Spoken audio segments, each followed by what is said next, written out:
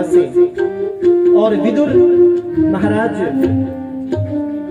वहां से वापस आ गए, तब तक खबर आई कि हमारे कन्हैया शांति दूत बनकर हस्तिनापुर पधारने वाले हैं।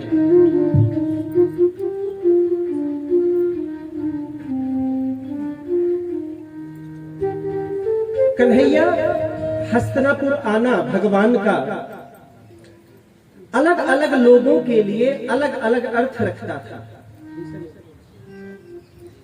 जाती रही भावना जैसी, प्रभु मूरत देख दिन तैसी। अलग अलग लोगों के लिए अलग अलग भावनाएं जुड़ी रही कन्हैया के आने को लेकर के। कन्हैया हस्तिनापुर पधारने वाले हैं। सबसे ज्यादा आनंद में हस्तिनापुर में कोई था तो एक परिवार था। वो कौन था? विदुर का परिवार। विदुर जो कन्हैया के आने से सबसे ज्यादा खुश। विदुरानी कहती है विदुर से, सुना है कन्हैया आने वाले हैं, आप तो अब मंत्री रहे नहीं कि आपको दर्शन मिल जाता, अब आप सामान्य नागरिक हैं। इस भीड़ में जब कन्हैया आएंगे तो समस्त हस्तिनापुर इकट्ठा हो जाएगा। इस भीड़ में कन्हैया आपको कहां दर्शन देंगे, आपसे कहां बात करेंगे। बड़ी इच्छा थी कि कभी कन्हैया घर आते, मेरे घर भी आते, बड़ी इच्छा थी। विदुर महाराज धर्म के ज्ञाता थे, ईश्वर के प्रति अनन्य भक्ति, अनन्य राग, अनन्य स्नेह। भक्ति के भी कई रूप होते हैं, उन्हें तो श्री कृष्ण के प्रति ममत्व का भाव भी था। जब कन्हैया चाचा विदुर कहते थे तो ममता से भर उठता था हृदय। भक्त तो थे ही।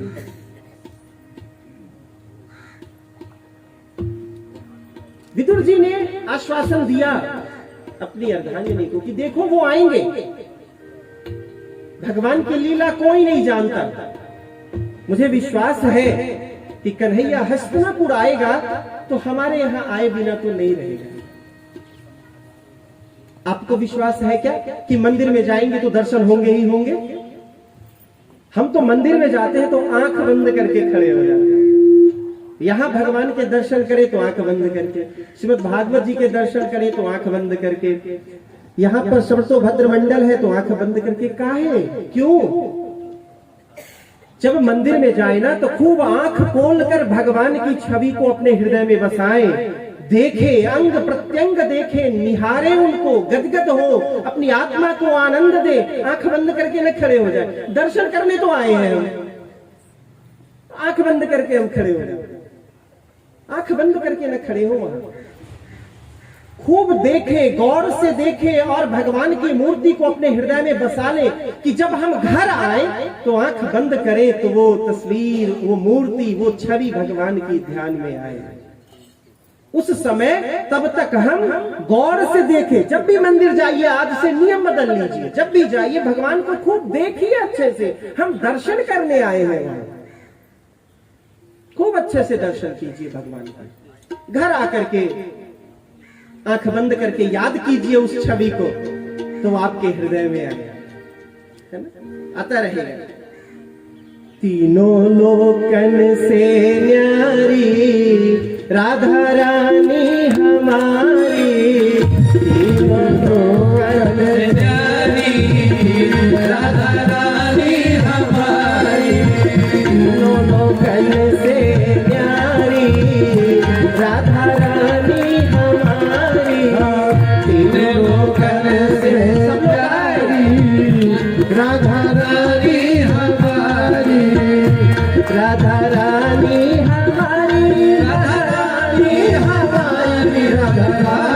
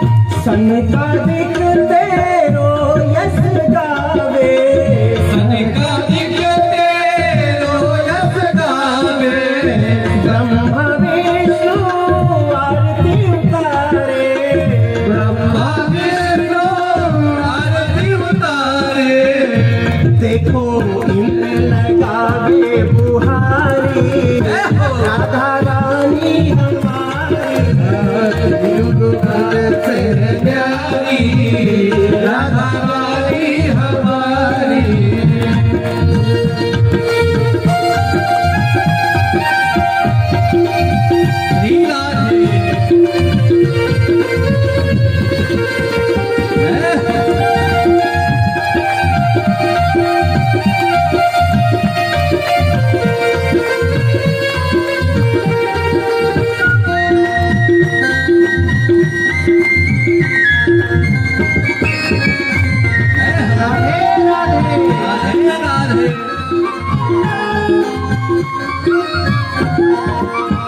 सर्वेश्वर जगत कल्याणी, सर्वेश्वर जगत कल्याणी, ब्रज की मालिके राधा रानी, ब्रज की मालिके राधा रानी।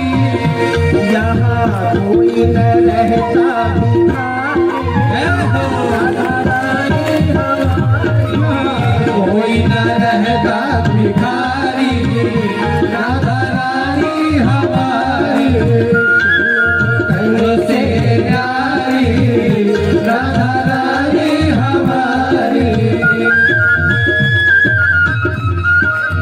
श्री राधे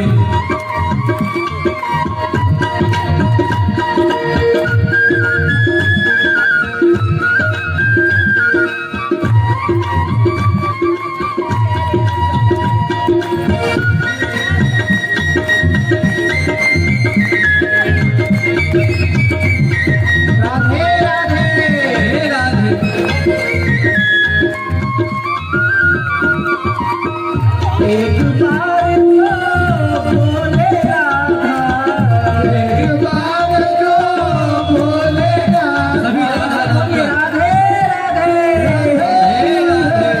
एक बार जो बोले राधा, एक बार जो बोले राधा, कट जाए जीवन की बाधा, कट जाए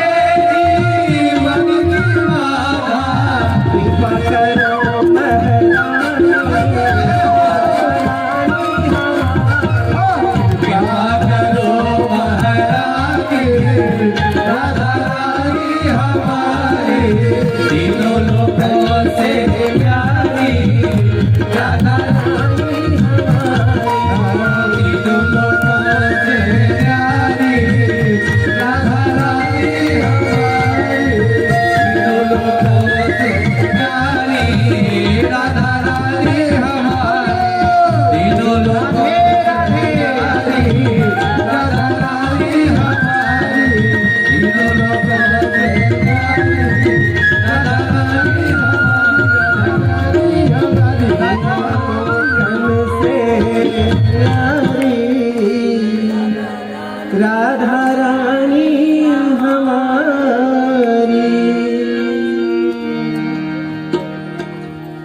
और राधा रानी और कन्हैया दो तो है नहीं। विदुरानी ने कहा बहुत मन है कि वो आते कन्हैया और अपने हाथ से उन्हें भोग लगाते। विदुर ने कहा कि मुझे पूरा भरोसा है कन्हैया पर, वो आएंगे।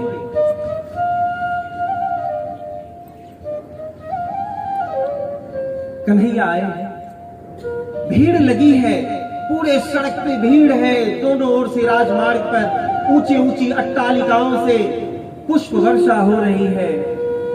सभी लग रहा था मानो समस्त हस्तिनापुर स्वागत में खड़ा है।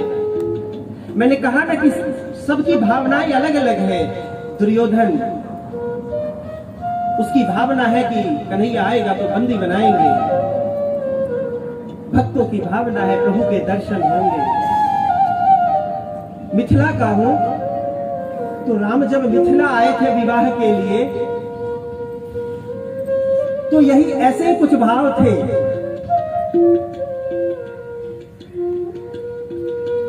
मिथिला की चर्चा जब होती है तो कंठ अवरुद्ध होने लगता है, क्योंकि सीता हमारी बेटी भी थी, है हमारी बहन भी है, हमारी बुआ भी है और जगदम्बा भी है, और राम हमारे पाहुने, कन्हैया भी वही है, एक मर्यादा पुरुषोत्तम और एक लीला पुरुषोत्तम। कुछ ऐसे ही समस्त हस्तिनापुर खड़ा है रास्ते में कन्हैया के स्वागत में। विदुर जी अब मंत्री तो रहे नहीं कि उनको मंत्री का पूरा लाभ मिलता पद का, किनारे वो भी भीड़ में खड़े हैं कहीं। और याद रखिए, जितनी तड़प से, जितने मन से, जितने हृदय से, जितनी शिद्दत से आप भगवान को पुकारते हैं ना, भगवान भी उतनी ही शिद्दत से आपको पुकारते हैं। ये भरोसा कीजिए। मैंने कहा था कि श्रीमद् भागवत 7 दिन में भगवान पर भरोसा करना सिखा देता है। राधे राधे, भरोसा करने। विदुर की नजर जैसे भगवान पर टिकी है, भगवान की आंखें भी ढूंढ रही है अपने भक्त को। कहां मिले विदुर चाचा दिखे, क्योंकि उनको पता था कि राजभवन में तो वो मिलेंगे नहीं। भगवान भी अपने भक्तों से बड़ा प्रेम करते हैं, बहुत प्रेम। कल इस विषय में चर्चा हुई है। कभी तो इतना प्रेम करते हैं कि नींद भी टूट जाती है, जीवन की नींद में भी और कथा की नींद भी टूट जाती है। भगवान की नजरें भी ढूंढ रही है, विदुर कहीं हो। कहां है चाचा विदुर? बुआ के रिश्ते से चाचा है।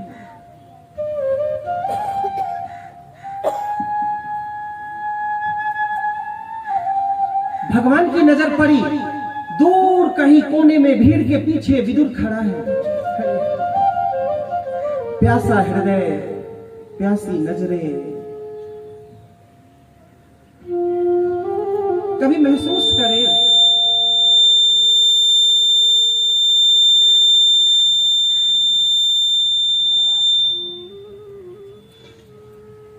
कभी महसूस करें कि भगवान यहां से गुजर रहे हो और हम भीड़ में सबसे पीछे खड़े हैं।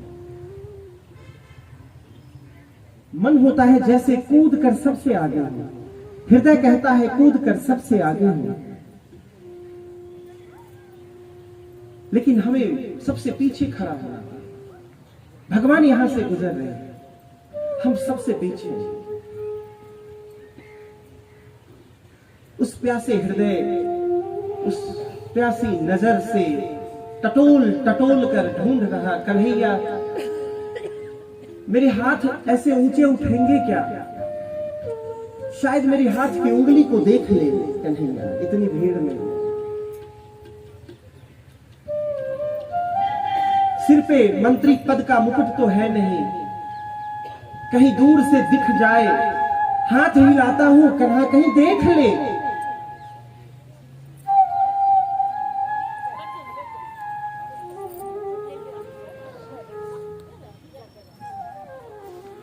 और जितनी शिद्दत से, जिस प्यास से वो ढूंढ रहे हैं ना, विदुर की नजरें ढूंढ रही है, वही प्यास श्री कृष्ण के नेत्रों में भी है, कन्हैया की आंखों में भी है कि इस भीड़ में वो कहां है जिसे देखने में आया। भक्त के घर भगवान आते हैं। सबरी मैया को कहीं नहीं जाना पड़ा था। जाना पड़ा था क्या? भगवान आए थे उनके घर।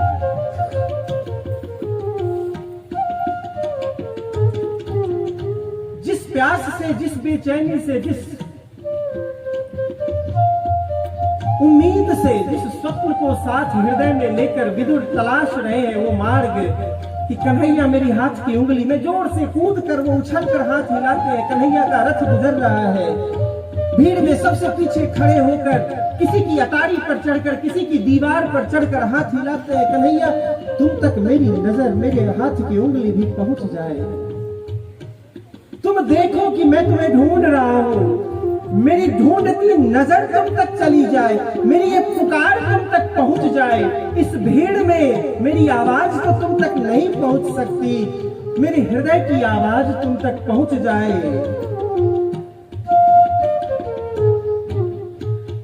ढूंढ रही है नजरें, और वहां भगवान की नजरें भी ऐसे ही ढूंढ रही है। इन हजारों की भीड़ में वो कहां है जिसके लिए मैं आया हूं। देखिए, हृदय में विश्वास होना और पुकार में तड़प होना, तो जितनी तड़प आपके हृदय में होगी उतनी ही तड़प कन्हैया के हृदय में भी होती है। जितना गोपियां रोई थी, कन्हैया उससे कम नहीं रोया। गोपियों का रोना सबने देखा, कन्हैया का रोना केवल उद्धव देख सका। और उद्धव भी ऐसा देखा जिसमें हृदय की मात्रा कम और ज्ञान की मात्रा ज्यादा रही। उस आंसू को समझ नहीं सका। उद्धव ने देखा, चुप चुप कर कन्हैया को रोते हुए देखा।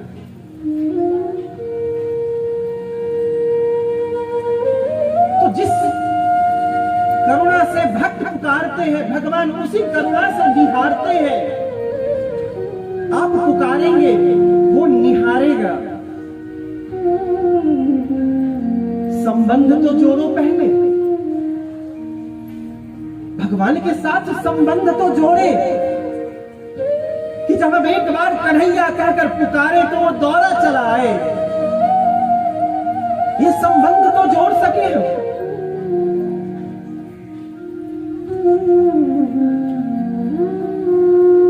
अंततः विदुर की नजरें कन्हैया की नजरें से मिल जाती है। कन्हैया ने आंखों ही आंखों में आश्वासन दिया, आंखों से प्रश्न, कन्हैया इस बार भी प्यासा रह जाऊंगा क्या? और आंखों से ही उत्तर, नहीं मैं आऊंगा। आश्वासन, तुम हमारे थे प्रभु जी, तुम हमारे हो,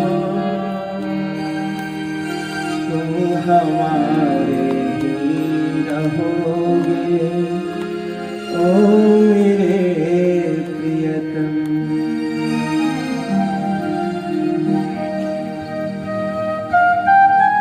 भजन कल सुनेंगे। हृदय की प्यास मिली, भगवान ने आश्वासन दिया मैं आऊंगा, अब तैयारी करना। भगवान दरबार में आए हैं। कन्हैया के स्वागत में दरबार बड़ा बनाया गया है, विस्तृत दरबार है। दुर्योधन ने कहा 5 गांव तो क्या, सुई की नोक बराबर जमीन भी मैं नहीं दूंगा।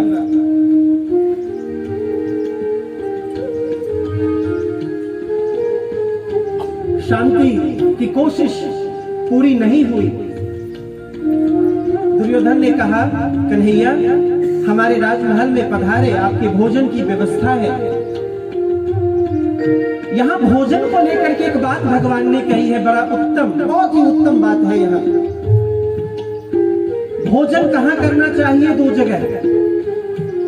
एक उनके यहाँ जिनके मन में आपके प्रति श्रद्धा का भाव हो, और दूसरा जब आप अत्यधिक भूखे हो, इतने भूखे हो कि आपके प्राणों पर आ पड़े, तब 2 ही परिस्थिति में कहीं भोजन करना चाहिए। भगवान ने कहा दुर्योधन, न तो तुम्हारे मन में मेरे प्रति श्रद्धा का भाव है और न मैं अत्यधिक भूखा हूं। भीड़ में देखा, जनता की भीड़ में विदुर जी अभी भी बैठे हैं, और यहां से ही बोल दिया, और वैसे भी मुझे हस्तिनापुर में एक जगह का निमंत्रण है। बड़े लीलाधर हैं। भक्तों को भी पता नहीं चलता कब क्या करें। कहा कि मेरा निमंत्रण है। दुर्योधन ने पूछा किनके यहाँ? बोला अरे विदुर जी के यहाँ का निमंत्रण है।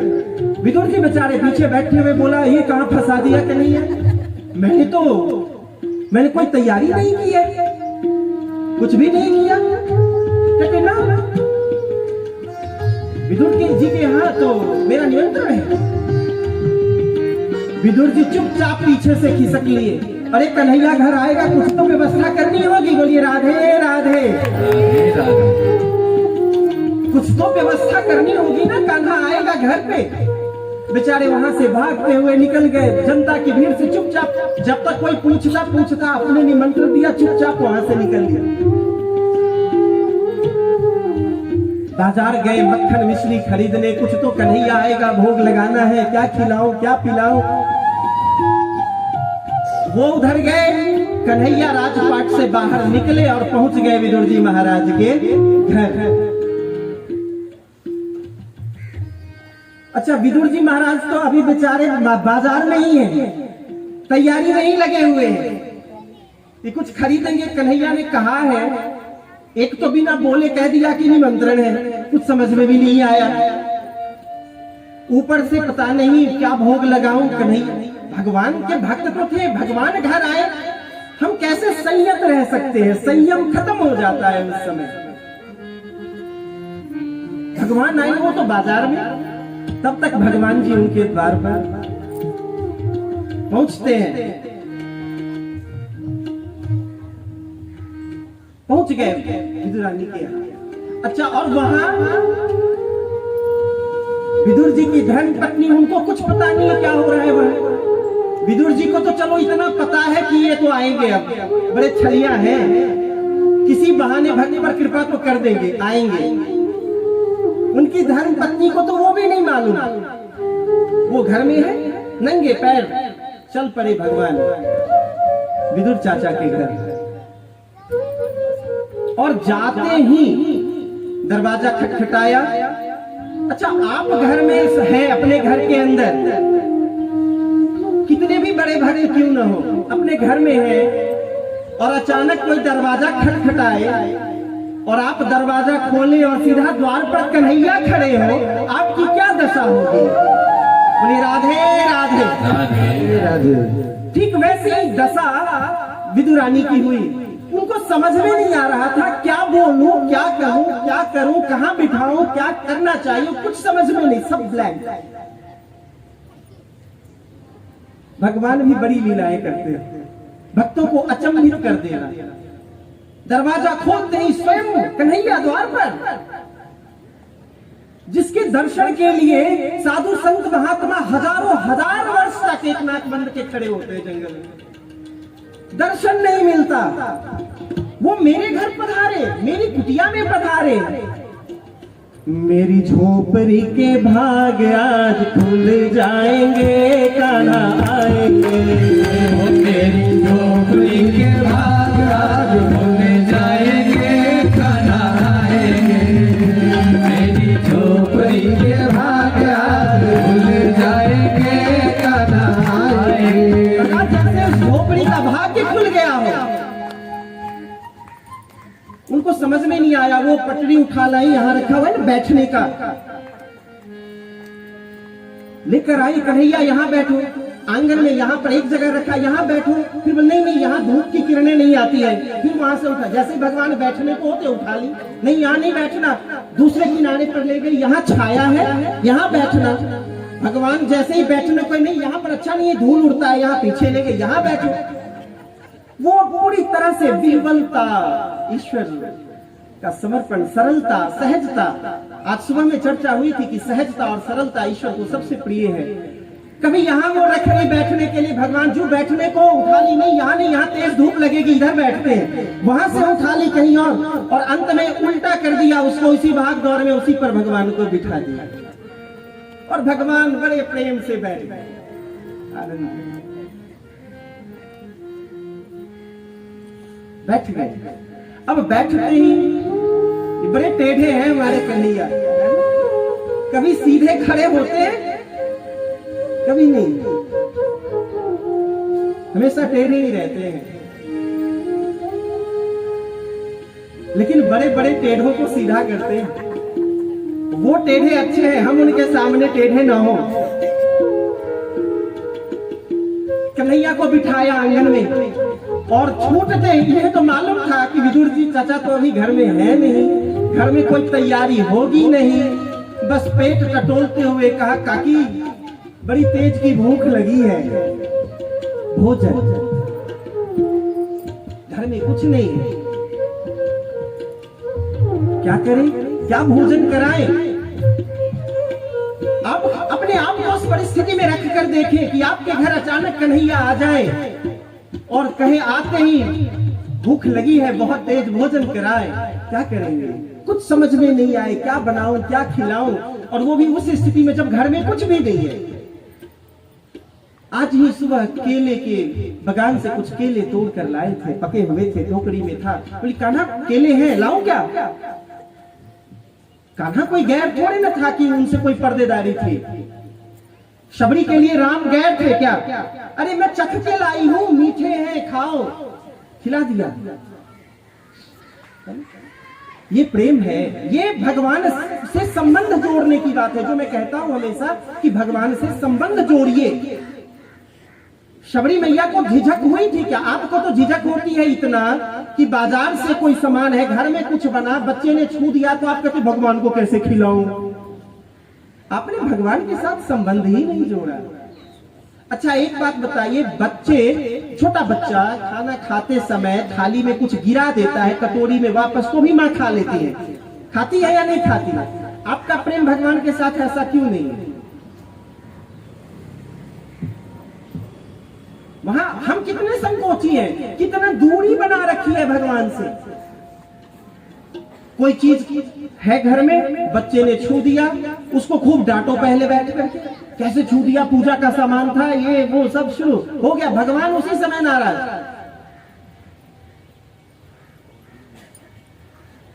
तो यहां उसी अधिकार से रखिए ना। ठीक है, हमें पवित्र रखना चाहिए, इसका ये मतलब नहीं है कि हम अपवित्र चीज रखें। हम कोशिश करें खूब निर्मल, खूब पवित्र चीज भगवान को हम दें, लेकिन संबंध जोड़े, अधिकार। पूछा, कन्हैया केले तोड़ कर लाई थी आज? हाँ बिल्कुल काकी, भूख लगी है बहुत, कंट्रोल नहीं, रुक नहीं सकता मैं, भोजन कराइए। और वो भाव में विभोर विदुरानी बिठाकर कन्हैया, अब देखने से फुर्सत मिले तब ना। हम और आप तो मंदिर में जाकर के आंख बंद कर लेते, अभी भी मैंने कर। आपने आनंद ही नहीं उठाया भगवान का, और आज से कभी नहीं करना ऐसा। मंदिर में जाए तो दर्शन करें, आंखों से दर्शन करें, जी भर के देखें। हम देखने तो आए हैं भगवान को, उनके स्वरूप को देखें कि घर आकर याद करें उसे, आंख बंद करें। वहां आंख बंद नहीं करना, घर पे आंख बंद करें। वो इतनी भाव विभोर भगवान का चेहरा देखे, चरण कमल देखे, नेत्र देखे, कान देखे, ठुड्डी देखे, क्या देखे समझ में नहीं आ रहा। वो केले का छिलका, केला छील रही, उसके छिलके को उतार रही, केले फेंकती जा रही, छिलके देती जा रही, और भगवान बहुत मीठे कहती और देना और देना, और खाते जा रहे, खाते जा रहे। बोले कृष्ण कन्हैया लाल की, खाते जा रहे, खाते जा रहे। क्यों खाते हैं? क्योंकि सबसे ऊंची प्रेम सगाई, सबसे ऊंची प्रेम सगाई। दुर्योधन घर मेवा त्याग्यो, साग विदुर घर खाई, सबसे ऊंची प्रेम सगाई। प्रेम से बड़ा कुछ भी नहीं भगवान को प्रिय है। वो वात्सल्य, वो प्रेम, वो स्नेह, वो ममता, इससे बढ़कर कुछ नहीं। मैंने कहा था ना कि भगवान भाव, प्रेम, स्नेह, समर्पण के भूखे हैं। नहीं तो दुर्योधन के आप ज्यादा अच्छे व्यंजन बने थे, सोने की थालियां रही होंगी, बहुत सुंदर आवास, घर, बहुत सुंदर व्यंजन, लेकिन वहां नहीं। तब तक में विदुर जी आए, दरवाजा खटखटाया। भगवान तो बैठ के छिलका खाए जा रहे हैं। दरवाजा खटखटाया तो विदुरानी गई खोलने, तो वो कुछ बोलती उससे पहले विदुर जी महाराज बोलते हैं, अरे क्या बताऊं, कन्हैया ने तो अचंभे में डाल दिया, वो आने ही वाले होंगे, मैं मक्खन मिश्री लेकर आया हूं, उनकी स्वागत की तैयारी करो तुम घर में, मैं दरवाजे पर खड़ा रहता हूं, आएंगे तो मैं स्वागत करूंगा। विदुरानी कहती है, भैया, सॉरी भैया तो नहीं बोली, महाराज आप जिनकी स्वागत में है ना, वो अंदर बैठ के पा रहे हैं। बोली राधे राधे। विदुर जी भागते हुए अंदर आए। कन्हैया बड़े प्रेम से छिलकों का भोग लगाए जा रहे। विदुर जी महाराज ने कहा, अरे तुम क्या भोजन करा रही हो, ये छिलके? अच्छा, विदुरानी का ध्यान तब गया, अच्छा छिलके, और कन्हैया ने भी सेम कहा, अच्छा छिलके। न खिला, भक्त और भगवान की दशा एक होती है। मैंने कहा जितना प्रेम आप करते हैं, कन्हैया उससे अधिक प्रेम आपसे करते हैं। भक्त और भगवान दोनों की दशा एक है। ज्ञान ने कहा, विदुर ज्ञान के प्रतीक है, ज्ञान ने कहा कि तुमने छिलका दिया है। भक्त और भगवान जो प्रेम से बंधे हैं, दोनों कहते हैं अच्छा छिलका एक।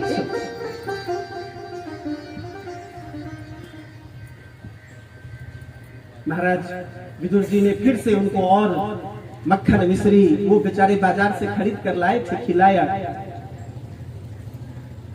प्रभु वहां से गए, शांति दूत बनकर आना उनका सफल नहीं रहा, क्योंकि ऐसा हो नहीं पाया, युद्ध रुका नहीं, युद्ध टला नहीं।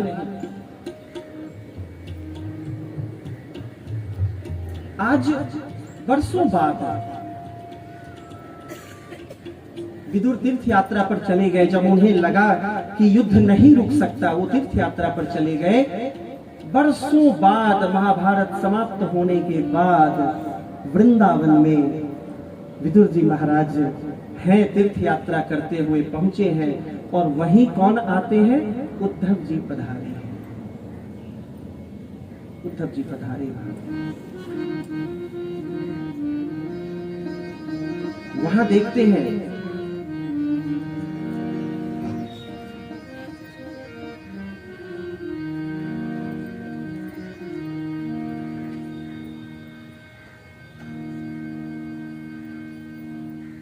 विदुर जी को एक शंका हुई, ये जो उद्धव है, इनकी जो आवाज है, इनका जो चेहरा है, इनका जो रूप रंग है, वो मिलता जुलता है कन्हैया से। थोड़ा सा संशय हुआ कि ये कहीं वही तो नहीं है, ये कन्हैया तो नहीं। वहां पहुंचते हैं, लेकिन उद्धव जी पहचान गए हैं। उद्धव जी पहचान गए, ये कौन है?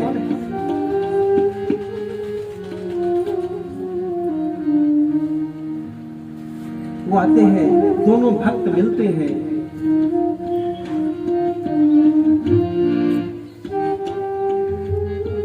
विदुर जी ने पूछा, उद्धव तुम तो कन्हैया के साथ रहते हो, हमेशा उसके पास रहे हो, कैसा है मेरा कन्हैया? युद्ध समाप्त हो गया है, अब कैसा है वो, क्या करता है वो? और उद्धव ने कहा फपकते हुए, रोते हुए, विदुर चाचा, हम सबके संबल कन्हैया अब नहीं रहे। बड़ा छलिया निकला वो, अंत में भी छल कर गया हमारे साथ, चला गया वो हम सबको छोड़कर।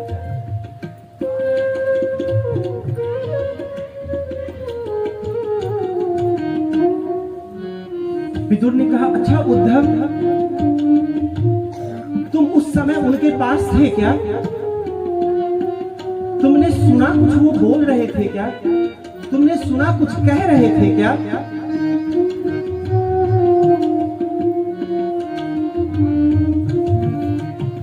या तुम झूठ कह रहे हो, असत्य कह रहे हो कि कान्हा है अभी? तुम कहीं कन्हैया की तरह उसके मित्र छलिया तो नहीं? ये कोई लीला तो नहीं कर रहे तुम?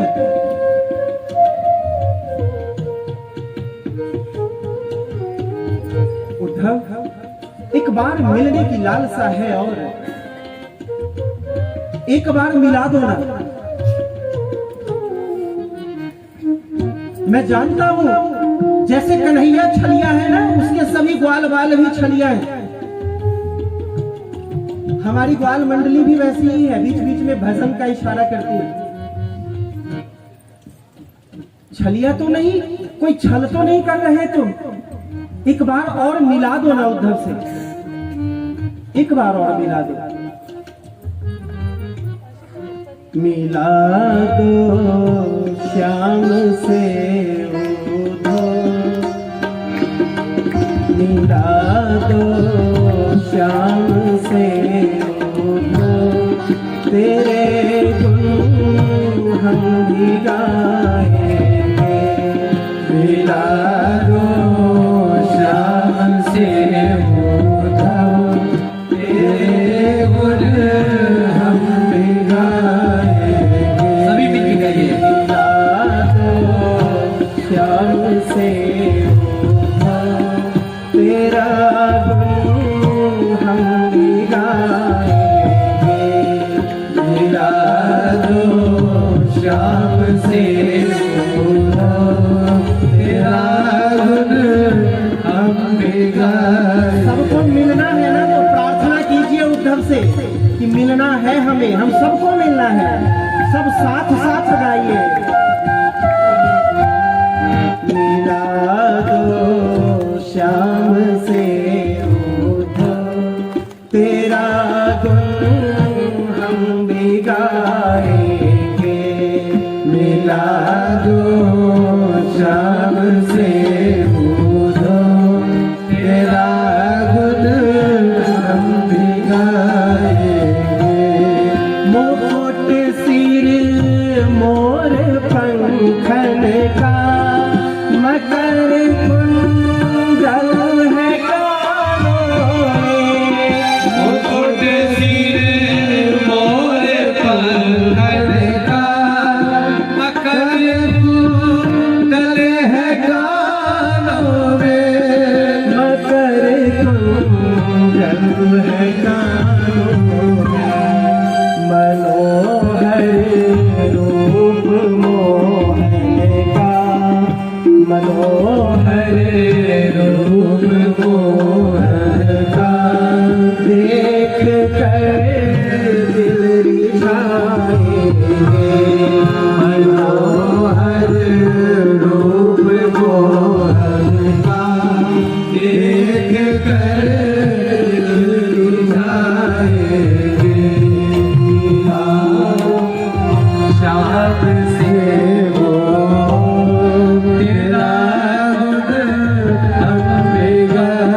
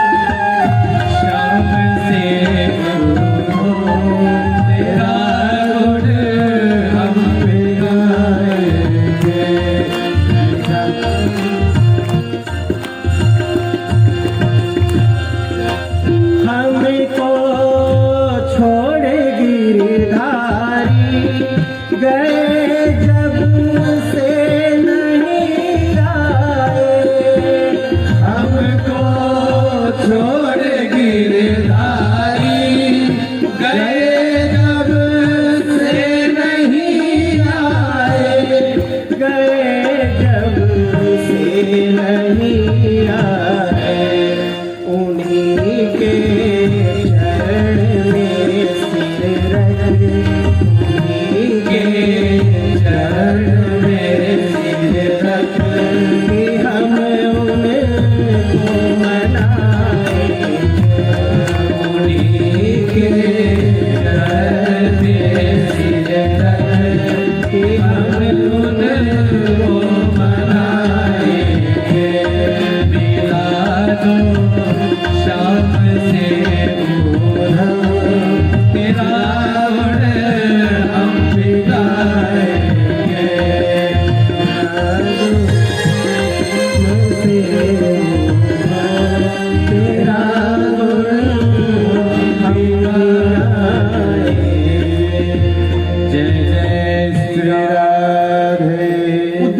बतला दो, कहीं तुम छल तो नहीं कर रहे, कहीं वो हो।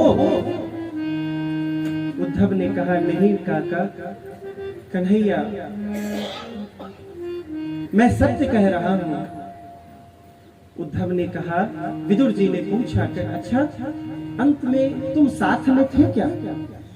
कुछ कहा क्या कन्हैया ने? अच्छा किसको किसको याद कर रहा था? किसके किसकी बातें कर रहा था वो अंत समय में? उद्धव रोते रोते बताते हैं, क्या कहूं काका, तुम बड़ भागी हो, तुमसे बड़ा भागीदार भागी और कौन है इस संसार में। अब विदुर कह रहे हैं, उद्धव तुम बड़ भागी हो, जिसे कन्हैया का सहज साहचर्य मिला, जीवन भर तुम उसके साथ रहे। उस समय भी जब कन्हैया परम धाम को जा रहा था तब भी तुम उनके साथ थे, तुम बड़ भागी हो।